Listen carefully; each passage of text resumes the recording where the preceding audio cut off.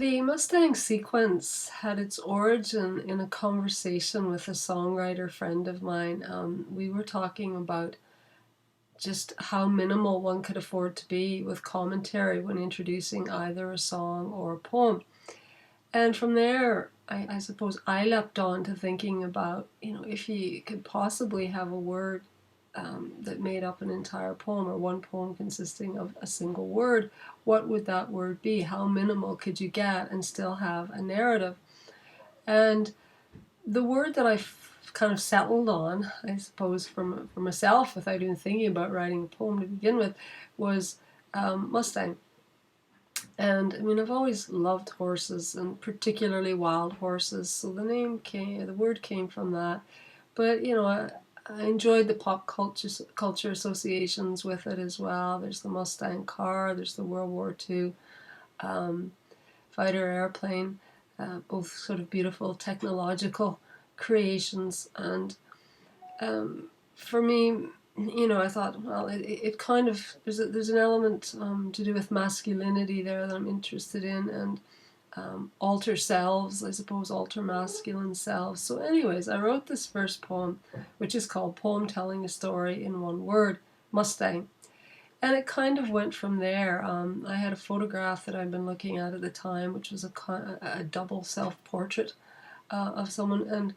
And the second poem then, double self-portrait with mirror, was asking the question really, which self was the Mustang. So the Mustang became a kind of inner self, an alter ego, a male self, who was out there wandering the American West, looking for something, lost and yet enjoying the wandering tremendously. And he's also kind of trickster figure. I mean, as far as I'm aware, no indigenous North American culture has a trickster figure, which is a Mustang, but he's in the image of that kind of coyote or raven figure. So he's somebody who's sort of exploring his inner being through travel in an exterior landscape, through encounters with topography, stars and mountains, etc. So he's on a quest, I suppose, this figure. And the poems kept writing themselves, two-liners with the title. My only rule to myself was that I had to have the word Mustang occur once in each of these pieces, either in the title or in the two lines.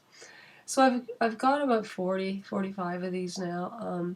And when it came to the point of wanting to publish them, I was thinking, well, I did originally conceive of them as photographs, as short films. And so I thought, it would be very appropriate to have a visual accompaniment. And I went to a good friend of mine, John T. Davis, filmmaker from Hollywood, County Down, Northern Ireland, whose work I've been familiar with for years, I've written about, and asked him if I might be able to use some of the still photographs which he took around a film that he made in 1984 called Route 66, a wonderful documentary piece about the history and cultural associations of that great American highway, which runs from Chicago to LA. Get your kicks on Route 66. So he kindly let me use some of the images from his photographic exhibition around that film.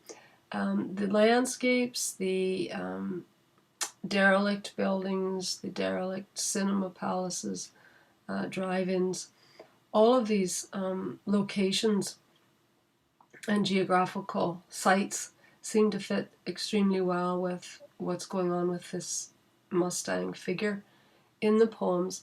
So set against the published poems now in Exile Quarterly are some of John's images from that time, and it makes, I think, quite an intriguing collaboration in that these things, the writing and the visuals come from very different periods of time, but they share a sensibility and they express something about human desire and need and lostness. That speak to one another. There's a conversation, I think, goes on between them in this collaboration.